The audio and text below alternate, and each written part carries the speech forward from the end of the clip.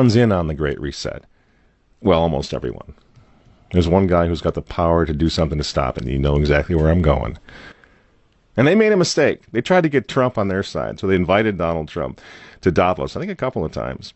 But in January, when Donald Trump, I think, really began to see the beast that he was up against, he went to Davos, to the World Economic Forum, and he stuck a mega finger in their eye.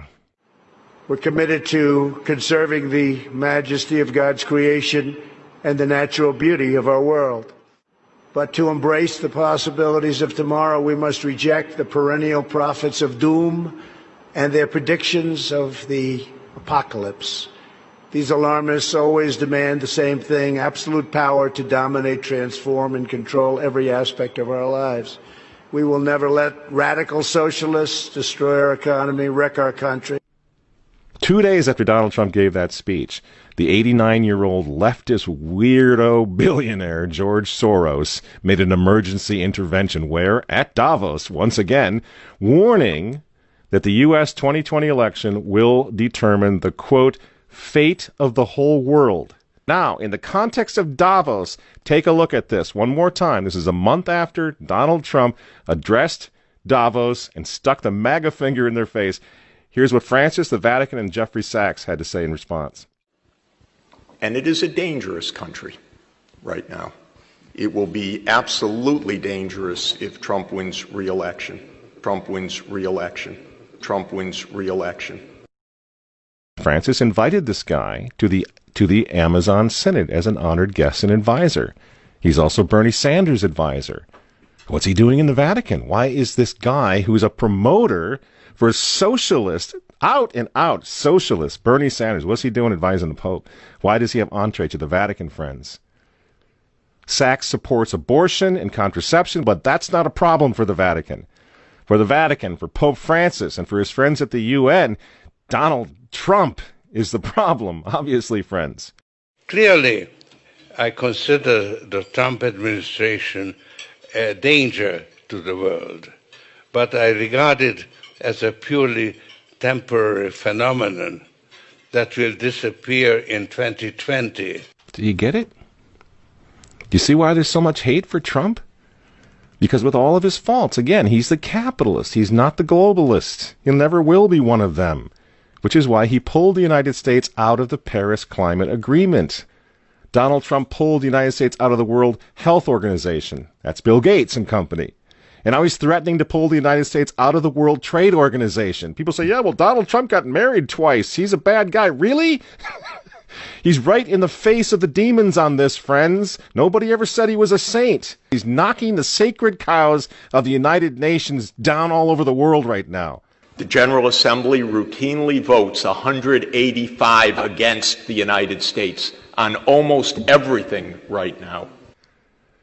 And you remember, speaking of the United Nations, in November of 2019, again, right before COVID landed, Trump went to the UN, on the floor of the General Assembly, and he declared war on globalism. Wise leaders always put the good of their own people and their own country first. The future does not belong to globalists. The future belongs to patriots.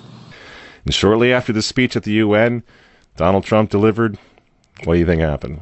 The coronavirus was unleashed on the world, and Trump's booming U.S. economy went on life support. Do you think that was an accident? So when they tell all of us to stay home, wear your mask so grandma doesn't get sick, please understand what's really going on here. They don't care about your grandmother. They don't care about old people, these people. They don't care about babies. They want them aborted so that they can save the common home. Abort babies, millions of them all over the world. They don't care about babies. They don't care about old people. In fact, if you want to save your grandma, tell the globalists to stay the hell away from her. You remember how some of them, like Cuomo and characters like this, were running COVID recovering patients through nursing homes? That's how much they care about grandma. And the name of the game now is to bring the United States economy to its knees, get it out of the way, so that everyone will want the Great Reset. make the new normal so intolerably abnormal that even you and I, maybe, at some point in the near future, will be begging for the vaccines because we'll be driven crazy by that point. Begging for whatever else is going to keep us safe according to our jailers and our handlers and our zookeepers. You see? That's what they want. That's why they keep using this term, new normal. You know what we do to fight back? Go to work. Go back to school. If you're healthy, take off the mask. And for heaven's sake, go back to church and pray that Trump wins in November.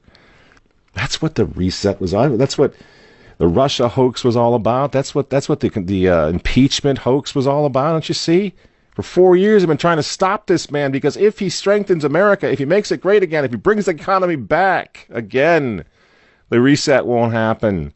The New World Order is going to be set way back. Who knows when they're going to have another COVID opportunity like this one again, and they know it.